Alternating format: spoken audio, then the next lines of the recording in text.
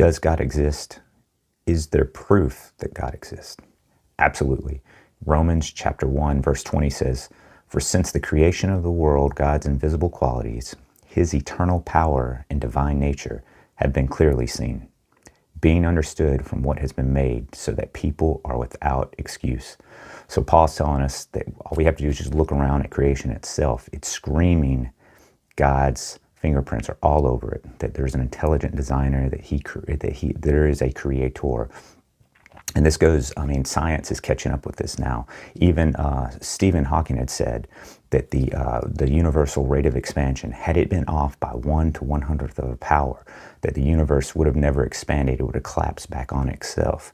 So even science is saying that if at the Big Bang, it was perfect. The universal rate of expansion was perfect right from the beginning. And you can take that to any scale system, from galactic scale down to our planetary system. If the Earth's axis, if the tilt were off by a fraction of a degree, if the relationship of the Earth and Moon size and distance, if any of this stuff were off, we wouldn't have living water. There would be no seasons. Life would not exist on our planets. You can take it down to a cellular level that we discovered that individual cells are like super factories that we can't even replicate with technology.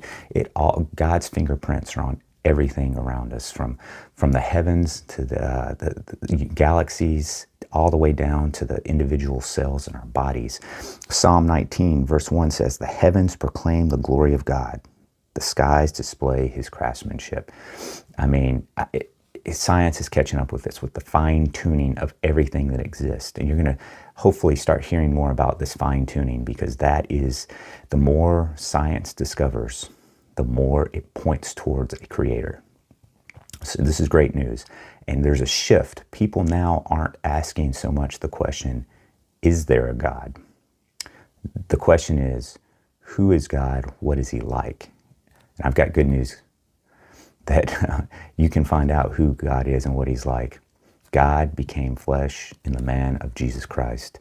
And if you want to know who he is and how he is, you just read the Gospels, Matthew, Mark, Luke, and John, and it will answer all your questions.